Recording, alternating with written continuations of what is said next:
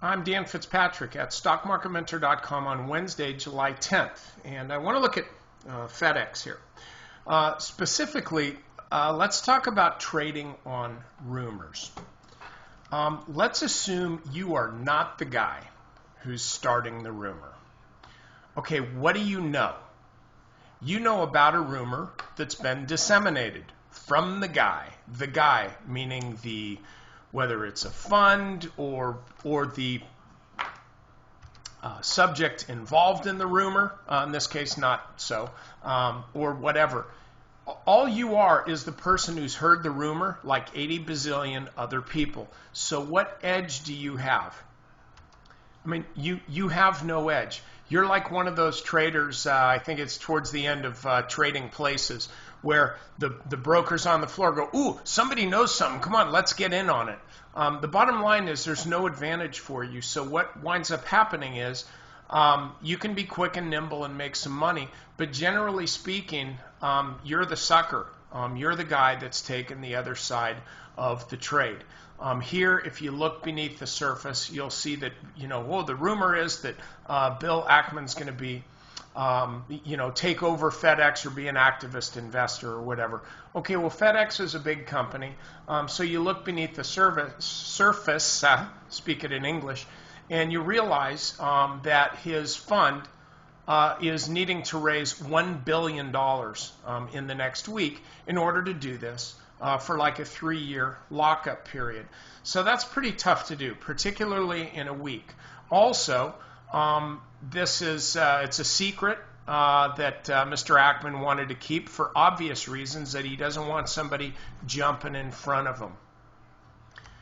So you quickly understand exactly what's going on. The last thing you want to do is trade on some silly rumor just because it's a rumor and you think you have the inside edge. I mean, how many folks do I know who've traded on, quote, stock tips? A bunch of them. How many folks do I know who've actually made money in trading on stock tips? None of them. Similarly with a rumor, if you're buying because of the rumor, sorry, I don't want to offend you, but maybe I'm going to offend you anyway. You're kind of a knucklehead. You don't understand the nature of rumors. Typically, they don't pan out, and that's why they are a rumor. And by the way, even if they do pan out, what's that old saying? Buy the rumor, sell the news. So a lot of times it's a sell the news deal. That wouldn't be the case. If FedEx is being bought, or a big chunk of FedEx, I kind of doubt they're going to buy the whole company. But it wouldn't be the case if a big chunk of FedEx is bought. However, let's look at the intraday chart, and this is what I really want to get to.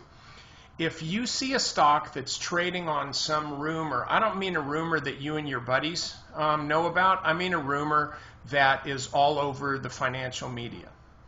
Okay, forget about the rumor. Trade the chart. That's really the lesson here.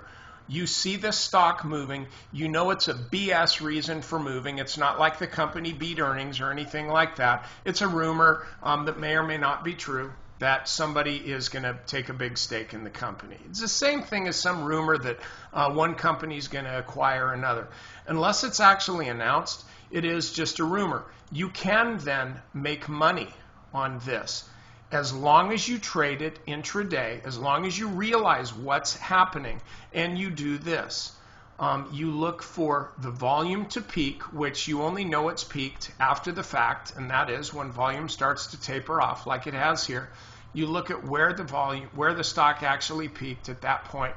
So now you realize, at this point, at this magical moment in time, when volume peaked, that's when selling pressure started to pick up, at least where buying pressure gave way to selling pressure. And what happens? The stock comes up, prints a higher high, but frankly, if you're trading the way you should be, you shouldn't be in this move. You should have already taken profits. You missed the exact high, but only the liars get those. And then the stock rolls over. So what happens the next day? Well, the next day comes along, and here's your trade once again. Stock opens up here, starts trading higher.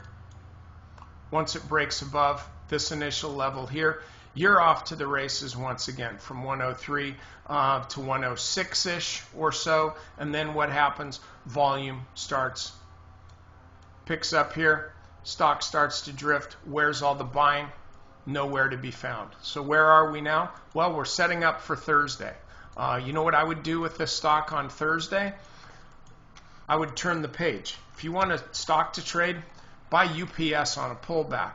But here's the other thing that you got to understand. Just because somebody's going to take a big chunk in a company doesn't necessarily mean that that company is going to turn around. JCPenney, this is another stock that that Pershing Square hedge fund took a big stake in. How about Herbalife? Okay, well, this is a common one. This one he's been shorting. Other than here, when an SEC investigation that they started came to fruition and the stock plunged, where is it now? This is actually coiling for a move higher. So my point is, just because, number one, you hear a rumor, don't trade on it. You can trade the chart, but don't trade the rumor.